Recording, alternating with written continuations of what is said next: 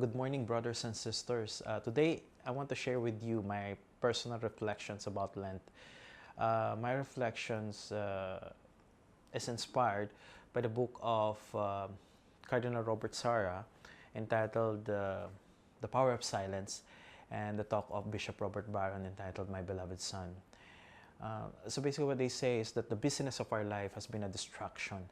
It's a diversion that prevents us from getting the answers on the fundamental questions we have about life and our faith, especially like what are God's plans for us, how can we deepen our faith and become closer to God, and why sins and temptations gets more and more difficult to overcome. Cardinal Sarah pointed out that it's necessary to leave our internal turmoil in order to find God, that despite the agitations, the busyness, and the easy pleasures, God is silently present. Reflecting on it, I've realized that most of these diversions are self-inflicted.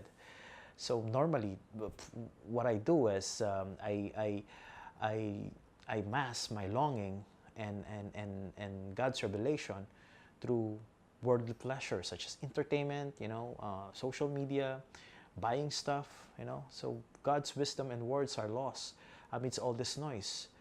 So this Lent, I want to go back, and I want to start seeking and communicating to God in the silence of my heart. I know it's not easy because silence is not about quietness or the absence of sound or noise. No, it's about it's a state, it's a grace that basically we have to ask God. That for God to give it to us and for us to develop it so that we can always get to it when we need it. So I will start by I've decided to do this by doing referring to the pillars of Lent. For example, in my prayer life, so I will practice praying with silence again by starting with the scriptures. So I want God to speak first before I do. Because what normally happens is God's words and wisdoms are lost in my endless list of wants and desires that I say in my prayers. And then penance. I would really do a more deeper examinations of my conscience.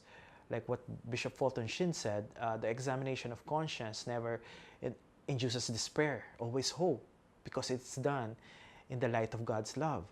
So if I know that my sins, even the worst ones, are forgiven, the enemy cannot use that to steal my peace and silence. And then fasting and abstinence, so I'll combine fasting and abstinence with prayer again.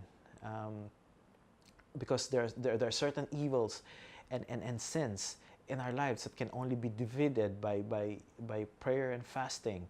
I've done it before, and it really works wonders with my relationship with God. And then finally, in terms of alms and charity, embarrassing as it may sound, but it's one of my greatest sin, the sin of omission. So I need to be more charitable in my actions and resources, not just in moments when it's convenient for me.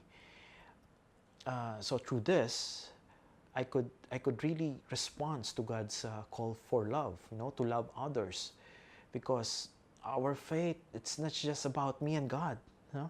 It's about the whole world, because we are all part of the body of Christ.